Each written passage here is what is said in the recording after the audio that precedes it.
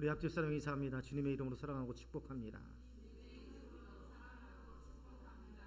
감사합니다. 날씨가 춥고 또 요즘에 김장철이라 많이 힘드실 텐데 예배를 잊지 않고 또 말씀 앞에 서신 우리 동역자 여러분을 주님의 이름으로 축복합니다.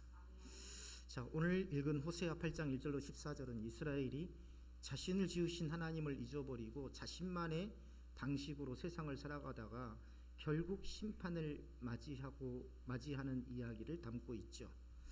오늘 본문 우리 삶의 방향성과 기준에 대해 깊이 묵상할 수 있는 본문입니다.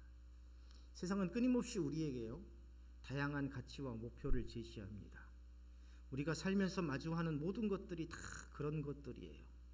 TV 광고에서 고급 세단을 타고 달리면서 행복해하는 그러한 연인들 보셨죠? 또 크고 좋은 아파트에 살면서 행복해하는 가족의 모습을 클로즈업 해주는 광고들 보셨죠? 그리고 명품백, 명품 옷을 입고 포즈를 취하는 광고 모델들. 이러한 상업 광고들이 목적하는 것 딱 한 가지입니다. 뭘까요? 네? 그렇죠. 판례업, 수익이죠. 수익. 그 수익을 위해서 그 방향으로 나아가도록 유혹합니다. 하지만 이러한 세상의 유혹 속에서 우리의 삶이 그러한 것들을 기준으로 움직인다면 어떻게 될까? 그들의 끊임없는 유혹 속에서 방향성을 잃어버리게 됩니다.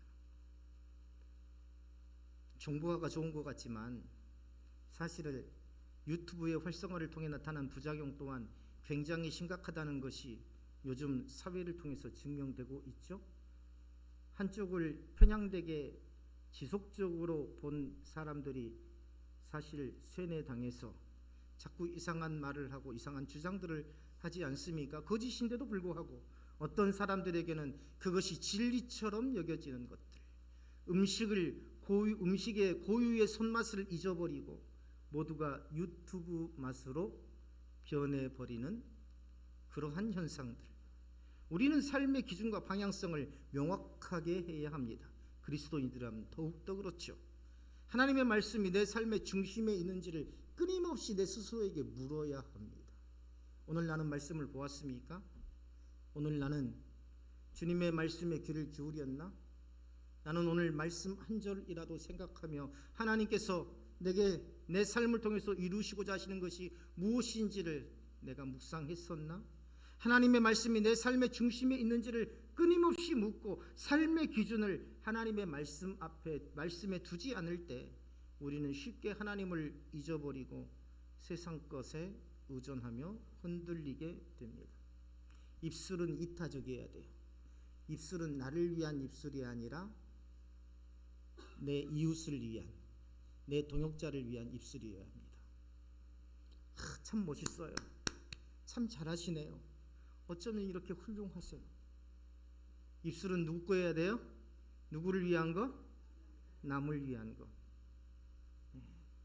시선은 항상 믿음의 관점이어야 합니다. 마음은 말씀 중심이어야 하고 행동은 은혜 중심이어야 합니다. 오늘 우리가 경험하고 있는 한국 사회는 전형적인 물질주의죠. 모든 것이 돈으로 계산되고 돈이면 되는 세상이죠. 돈보다 더 중요한 건 없습니다. 물론 학교에서는 늘 돈보다는 더 중요한 것은 도덕이고 공익이고 삶의 바른 가치관이라고 배우지만 현실에서는 항상 돈이 우선시됩니다. 그래서 도덕도 삶의 올바른 가치관도 가족에도 우정도 사랑도 돈보다 우선시될 수 없는 것이 한국 사회의 현실이 되어가고 있죠. 신뢰는 곧 돈이고 돈은 곧 신뢰입니다. 그 어떤 것보다도 세상적인 성공과 물질을 더 신뢰하는 것이죠. 하나님의 말씀은 절대적인 진리로 우리의 삶을 이끄는 등불이어야 하지만 종종 구태의연한 고전으로 여겨지고 또 우리의 기준에서 멀어집니다. 성경의 역사가 얼마나 됐을까요? 성경이 글로 기록되기 시작한 역사를 따져보면 약 3,500년 정도 되었습니다. 인류 역사에서 가장 오래된 베스트셀러 중에 하나가 뭐냐면 성경을 제외하고 인류 역사 중에서 가장 오래된 베스트셀러가 바로 일리아드라는 책입니다. 고대 그리스의 서사시죠. 트로이 전쟁 중에 벌어진 사건들을 다룬 책이죠. 서양 문학의 시작을 알리는 걸작 중에 걸작이라는 평가를 받고 있죠. 고대 그리스 이 문학과 문화의 핵심을 이루는 작품이죠. 일리아드와 그의 후속작인 오디세이는 고대 그리스 문학의 중요한 전통을 세운 것으로 여겨집니다. 일리아드가 8세기경으로 쓰여진 것으로 추정하면요, 무려 오늘날의 기준으로 한다면 약 2800년 정도 된 것으로 우리는 추정하고 있어요. 그런데 이 책보다도 무려 성경은 700년 이상을 앞서 있습니다. 문자로 기록된 것을 기준으로 했을 때, 만일 성경이 인류가 살아가는 삶의 방향성을 제시하는 진리가 아니라면 이 오랜 시간 동안 폐기되지 않고 유지될 수 있었을까요? 그러나 사람들은 자신이 살아온 시대마다 그 시대가 부여한 방향성과 기준에 집중하며 살아가며 정작 하나님의 말씀은 멀리 했습니다. 오늘 성경에 기록된 이스라엘의 모습도 그러해요. 하나님을 잊고 세상에 집중할 때 그들은 자신의 지식과 방법을 의지하고 자신만의 성읍과 왕궁을 쌓아가더라는 것입니다. 나는 그러지 않았다고요? 나이가 들수록 외골수가 되고 나이가 들수록 자기 마음에 안 들면 역정을 내고, 이게 뭡니까? 결국은 자기만의 왕궁이죠. 자기만의 성읍이죠. 그러한 삶의 방향은 결국 허망한 결과를 가져오고 하나님의 심판을 피할 수 없다는 것을 호세아서를 통해서 오늘 우리에게 말씀하고 있습니다. 하나님을 기억하지 못하는 삶이 얼마나 큰 어리석음인지, 그리고 하나님을 잊어버릴 때에 우리의 삶에 어떤 결과가 찾아오는지 우리는 잘 깨달아야 합니다. 지금 평안이나 행복이 결코 근원적인 평안과 행복이 될 수 없다라는 것을 오늘 호세아서는 이야기하고 있어요. 이스라엘은 하나님의 말씀을 전혀 다른 것으로 여겼습니다. 하나님께서 성경의 모든 것을 기록하시고 그 말씀을 통해 역사를 이루신다는 사실을 깨닫지 못합니다. 그들은요, 12절 보세요. 하나님의 말씀을 허구나 신화로 간주하면서 자신의 삶에서 자꾸만 밀어냅니다. 호세아 선지자가 활동했던 시기가요, 기원전 8세기니까 2024년 오늘을 기준으로 한다면 지금으로부터 약 2800년 전이라고 할 수 있습니다. 그런데 2800년 전이나 지금이나 여전히 오늘이라는 시간을 살아가는 사람, 다시 말하면 2800년 전에 오늘이라는 시간을 살아가는 사람, 2024년에 여전히 오늘이라는 시간을 살아가고 있는 사람들은 하나님의 말씀을 허구나 신화로 간주하며 자신들만의 삶을 살아가고 있더라는 것이죠. 이론이죠. 장례식장에 가서 내 삶의 방향성과 삶의 의미를 깊이 되새겨 보기보다는 그저 먹고 마시고 조문하고 오는 것처럼, 그리고 돌아와서 어느 때와 다름없이 살아가고 또 그 사람이 죽으면 다른 사람들이 장례식장에 가서 조문하고 먹고 마시고, 나는 올바른 삶의 방향성과 가치관을 가지고 살고 있는가를 돌아보기보다는 그저 그렇게 갔다가 돌아와서 예전처럼 또 살다가 그렇게 죽고, 장례식장을 많이 다녀보지만은요, 마치 정형화된 애도를 위한 장례가 아니라 소천하신 분을 추억하기 위한, 그분의 살아온 길을 추억하고 그분의 살아온 길을 우리가 기억하기 위한 장례가 아니라 그저 정형화된, 주력화된. 설교하면서 말씀을 드렸죠. 마치 자녀들의 그러한 위세를 자랑하기 위한 장례식 같더라. 그렇게 살다 죽고 그렇게 살다 죽고. 제 말이 아닙니다. 성경이 기록하고 있어요. 창세기 5장에서 아담은 930세를 살고 죽었고 셋은 912세를 살고 죽었고 계속 그렇게 기록되어 있습니다. 이것의 의미는 뭡니까? 모두가 별다를 것 같지만 결국은 동일한 죽음을 맞이하더라는 거죠. 인생의 허무함을 말하는 게 아닙니다. 모두가 하나님 앞에서 자기 길을 가는 인생의 무지함을 말하고 있는 것입니다. 지난 월요일에 형님이 오래전에 부탁했던 부모님 사진을 하루 종일 정리했어요. 막 이 사진 저 사진 막 복잡하게 막 복사를 해놓다 보니까 그게 어마어마하게 많아져가지고 부모님 사진이 파일 안에가 어디가 있는지 또 어떻게 정리해서 이걸 어떻게 해드려야 되는지를, 부모님 집에 지난번에 설치해 두었던 사진 액자가 어머님 소천하시고 벌써 2년 되었네요. 소천하시고 아버지가 외롭지 않도록 조그만 사진 액자를 사서 거기에다가 벽에다 달아놓고 거기에다가 USB로 많은 사진 파일을 어머니 사진, 우리 자녀들 사진 넣어가지고 계속 돌려왔는데 이 작은 용량의 사진 액자에다가 넣다 보니까 그게 버퍼링이 심해지고 결국은 버퍼링이 심해지다 보니까 열이 발생하고 콘센트가 약간 녹더니 멈춰버렸습니다. 그래서 그걸 제가 가지고 왔어요. 손을 봐서 다시 가져가려고요. 그런데 동생이 작은 전자 액자 대신에 스마트 기능이 있는 큰 모니터를 부모님 집 벽면에 설치해 놨다고. 이왕이면 사진을 큰 모니터로 보면 좋지 않겠느냐. 그래서 이제 사진을 정리해서 아버지가 그 모니터로 볼 수 있게 해야 되겠다 싶어서 사진과 동영상이 약 4,000장 정도 되는데 그것을 일일이 분류하고 아버지가 좋아하시는 흘러간 노래도 배경음악으로 넣고 해서 한 개의 영상으로 만들어 놓았습니다. 근데 혼자 서재에서 앉아서 하루 종일 부모님 사진을 정리하다가 보니까 마음 중간중간이 아려와요. 어머니가 웃는 사진, 입원해 계신 사진, 꽃밭에서 아버지와 함께 찍은 사진, 어머니의 젊은 시절 사진, 형님은 왜 이걸 나한테 시켜서 이렇게 마음 아프게 할까라는 생각도 들었습니다. 그런데요, 참 이상하더라고요. 왜 소천하신 어머니를 슬퍼하는 내 모습 속에 후일 나를 추억하며 슬퍼하는 우리 아이들의 모습이 자꾸만 투영되는지, 그런 아이들의 모습이 생각나면서 더 슬퍼지는 것 있죠. 우리의 삶이 반복되고 있다는 증거입니다. 하지만 그 눈물이 지나고 나니까 또 하나의 생각이 들었어요. 결국 우리는 모두 시간이 지나면 사라지게 될 존재라는 사실을 부정해서는 안 된다는 겁니다. 우리 인생이 짧고 언젠가는 지나간 자리에 누군가 또 다른 사람이 자리를 채울 것이라는 그 사실을 알고 있지만 그럼에도 불구하고 살아가는 동안 의미 있는 삶을 살아야 한다라는 생각이 들었어요. 내가 남긴 사진이나 기억이 누군가에게 따뜻한 추억이 되기를. 내가 쓰던 성경책, 내가 보던 성경책을 누군가는 고이 간직하며 그 사람을 평생 추억하는 그런 삶, 그리고 그 추억을 통해서 사랑과 감사가 전해지기를 바라는 마음이죠. 그래서 지금 이 순간이 얼마나 소중한지를 다시 한번 깨닫게 됩니다. 내 삶의 방향성을 하나님 안에서 찾고 내가 할 수 있는 일이 작은 일이라도 진지하게 살아야 한다는 그 마음이 생겨야 합니다. 우리가 매일매일 살아가는 삶이 사실은 선물이죠.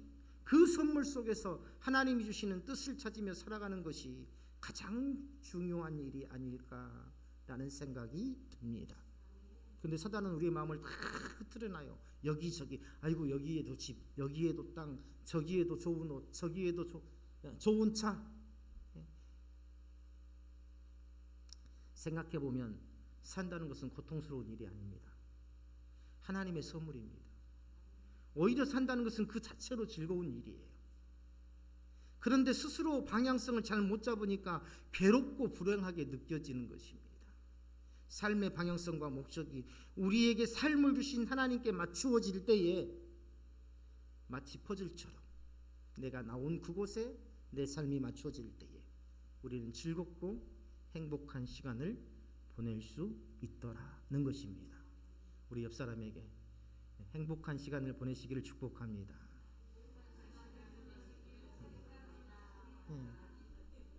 안 믿는 분들도 그렇잖아요. 웃고 살기에도 부족한 인생, 왜 인상을 찌푸리며 왜 힘들고 상처를 주고 서로 싸우고 살아가더냐. 시간이 지나면 결국 모든 것이 지나가겠지만 그 속에서 내가 어떤 흔적을 남겼는지, 누군가에게 어떤 사랑을 나누었는지, 그 점이 중요하다라는 것을 느껴야 합니다. 내가 이 세상에 존재하는 이유는요, 단지 시간을 채우기 위해서가 아닙니다. 하나님 주신 삶의 목적을 이루기 위한 것입니다. 그렇기 때문에 내일이 아닌 오늘, 지금 이 순간부터 다시 한번 삶을 돌아보고 그 안에서 하나님께 감사하며 살아가야겠다라는 이 결단이 있기를 주님의 이름으로 축원합니다. 자, 이처럼 이스라엘 하나님의 말씀을 소중히 여기지 않고 버렸던 이유는요, 그들이 자신을 지으신 하나님을 잊어버리고 자신만의 왕궁과 성읍을 쌓았기 때문이라고 오늘 호세아 선지자는 말하고 있습니다. 오늘 우리도 종종 이러한 오류에 빠지죠. 풍부한 지식과 정보, 과학기술의 발전, 이 속에서 하나님의 말씀은 뭐예요? 구태의연한 고전처럼 여겨집니다. 우리가 축적한 물질적 성취와 세상적인 가치가 우리의 왕국이자 성읍이 되고 있어요. 지금 14절에서 그 말씀하고 있지 않습니까? 하나님의 말씀은 세상의 어떤 지식보다 위대하고 인간의 모든 생각을 뛰어넘는 진리임에도 불구하고 사람들은 자신이 쌓은 성과와 가치관을 기준으로 하나님의 말씀을 오히려 평가하려고 합니다. 하나님의 말씀을 판단하고 비판하고 때로는 자신의 이익을 위해서 선택적으로 사용하기도 합니다. 그런데 그러한 태도를 하나님께서는 뭐라고 하시냐면 교만이요 불순종이라고 하시죠. 우리 역시 하나님의 말씀을 우리 삶과 상관없는 것으로 여기고요, 인간적인 지식과 방법으로 자신만의 성읍을 쌓아가고 있을 때가 있습니다. 귀를 닫고 아무리 뭐라고 해도 마음을 닫고 내 입에서 세상적인 이야기가 많이 나오고 세상의 물질적인 생각이 들어오고, 이것은 뭡니까? 곧 내가 지금 하나님을 잊어버린 어리석은 자가 되어 있다는 증거입니다. 하나님께서는 호세아 선지자를 통해서 그러한 삶을 교만하다라고 정의하시고 심판하실 것이라고 말씀하시죠. 14절 보세요. 우리 다 같이 한번 읽어볼까요? 14절 마지막 절이죠. 자, 14절 시작. 자기를 지으신 이를 잊어버리고 왕궁을 세웠으며 유다는 견고한 성읍을 많이 쌓았으나 내가 그 성읍들에 불을 보내어 그 성들을 삼키게 하리라. 우리가 지금 대한민국에서 그러한 상황을 눈으로 보고 경험하고 있지 않습니까? 지금의 정치적인 상황이 그렇습니다. 지금의 국가적인 혼란이 바로 그런 상황이에요. 우리나라에서 최고의 권력을 가졌어도 그것에 만족하나요? 그것에 만족하지 못하고 더 절대적인 권력을 갖고 싶어하고 그 권력이 수십 년간 지속되기를 바라는 이 사람의 욕심을 하나님께서 어떻게 심판하고 있는지 우리가 보고 있습니다. 하나님은 독수리가 덮치듯 그를 심판하실 것이라고 경고합니다. 동물학자들은요, 독수리가 땅에 다니는 토끼나 그러한 짐승들을 목표로 두면은요, 그 높은 하늘 위에서 땅으로 이 내리 꽂아서 이 발톱으로 움켜쥐는데 그것이 너무도 정확하다고 하죠. 실패하는 일이 거의 없다고 합니다.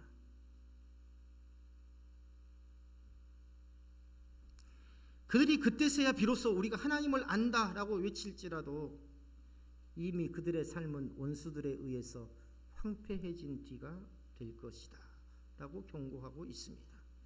그들이 심는 것은 바람과 같이 헛된 것이고 결국 그들이 거둔 것은 광풍과 같은 고통과 절망뿐이라고 호세아 선지자는 경고하고 있습니다. 이러한요, 하나님의 경고는 우리에게도 동일하게 적용돼요.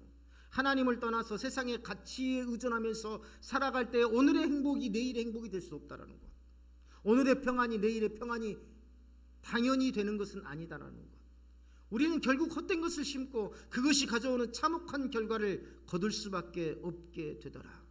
이것은 지금 그렇게 하겠다는 것이 아니라 돌이키라는 경고니까 우리에게는 한량없는 하나님의 은혜입니다. 여기서 돌이켜 하나님을 믿는 믿음으로 돌이킨 자에게 삶에 가장 가치 있는 은혜가 될 것이라는 것이죠. 이스라엘은요, 그들의 정치적 사회적 안정을 위해서 하나님의 뜻을 외면하고 우상을 만들었습니다. 나만의 우상, 내가 섬기기 좋은 우상, 내 말을 잘 듣는 우상, 내 잘못은 모른 척하고 내 좋은 점만 응원해주는 그런 내 마음속의 우상. 오늘날 한국 사회에서도 때때로 비슷한 상황을 볼 수 있죠. 예를 들어서 한국 현대 사회에서 물질주의와 소비주의가 중요한 가치로 자리 잡고 있다는 걸 볼 수 있습니다. 많은 사람들이 안정된 삶을 추구하면서 경제적인 성공, 물질적인 풍요를 최우선 목표로 삼고 있죠. 이를 위해서 지나치게 경쟁적이고 때로는 어떤 사람의 인격이나 도덕적인 가치관보다 재정적인 안정이나 직업적 성공을 더 중요하게 여기는 경우가 참 많습니다. 이 과정에서 어때요? 어떤 사람들은 물질적인 성공이나 사회적 지위를 마치 그 자체가 인생의 목적이자 안정된 보장인 것처럼 사랑하고 추구하죠. 이와 같은 물질주의, 소비주의가 현대 사회의 우상처럼 되어 있습니다. 사람들이 하나님이 주신 삶의 목적과 진정한 가치보다는 순간적인 물질적 성취와 편안함을 추구하게 되는 상황을 볼 수 있어요. 경제적인 안정, 명예, 외적 성공이 한국 사회에서는 우상이 되어가고 있습니다. 우리가 살면서 일상 속에서 별 하나 단 장군 혹시 보셨나요? 남자들이야 뭐 군 생활 하시면서 장군의 지나가는 차를 한 번쯤은 보셨으리라 생각합니다. 2개 말고요. 별 하나, 준장이죠, 준장? 예, 혹시 별, 네? 아, 소장입니까? 아, 그래요. 소장. 별 2개가 준장인가요? 네. 별 하나 단, 네?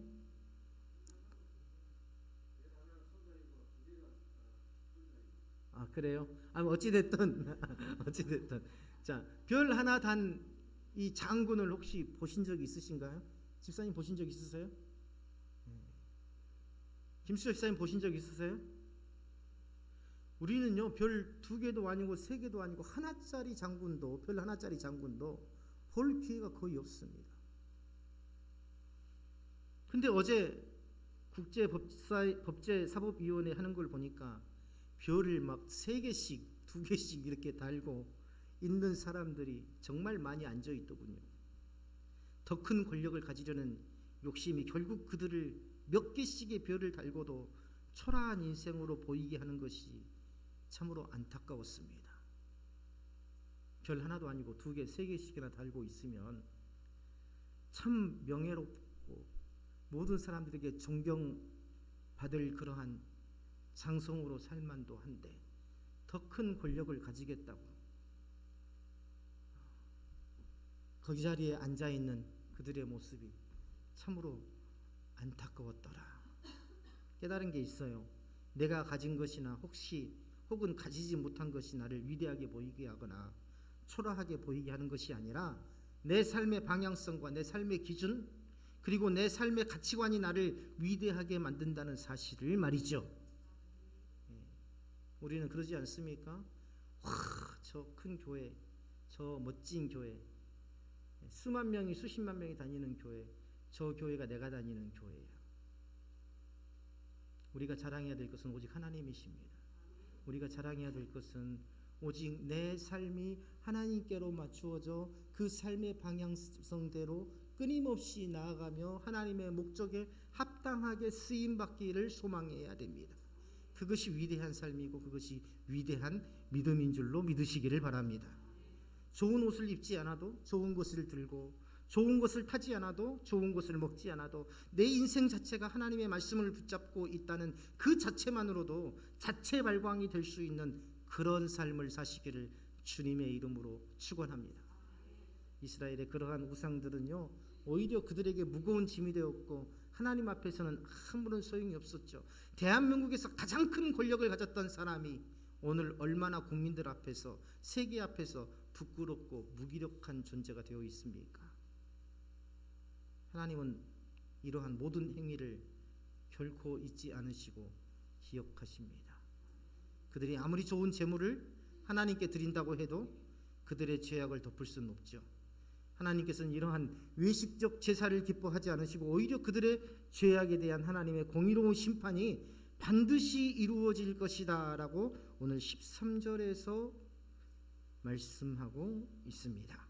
13절 다 같이 한번 읽어볼까요? 시작. 그들이 내게 고기로 제물로 드리고 먹을지라도 여호와는 그것을 기뻐하지 아니하고 이제 그들의 죄악을 기억하여 그 죄를 벌하리니 그들은 애굽으로 다시 가리라.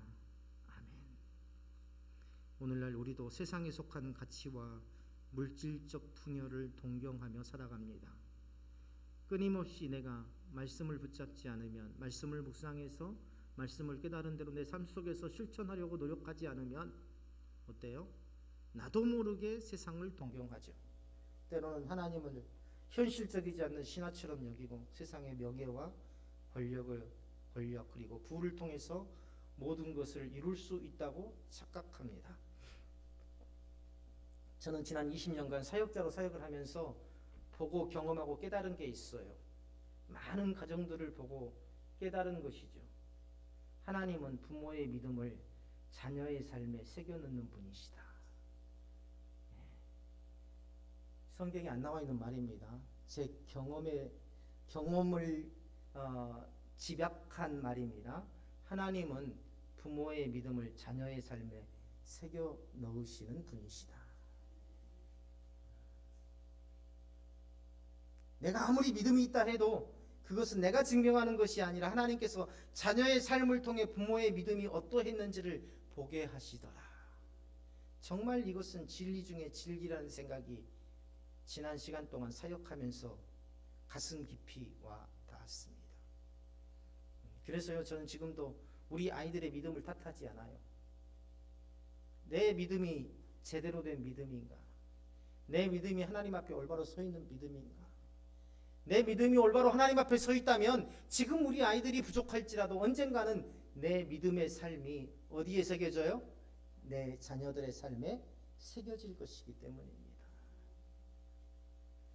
세상에 속한 가치와 물질적 풍요를 동경하며 살아가는 자에게 하나님께서는 오늘 성경에서도 말씀하시죠. 4절 다 같이 한번 읽어볼까요? 4절입니다. 시작.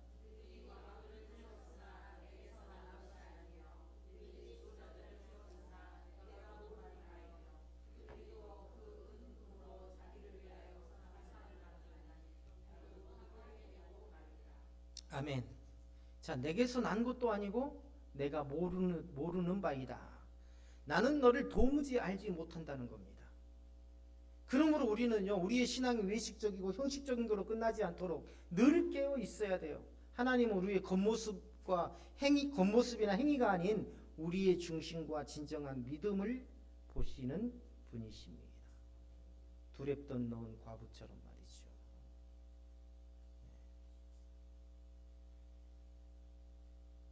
우리가 헌금봉투도요, 내년까지만, 지금은 헌금봉투에 이름을 쓰게 하는데 내년까지만 시행할 겁니다. 저내년부터는 그 이름 쓰는 것조차도 없애버릴 거예요. 사람 보지 않고 오직 하나님 중심으로 하나님 보고 예물 드릴 수 있도록. 하나님께서 기뻐하시는 제사는요, 상한 심령과 회개하는 마음임을 기억해야 됩니다.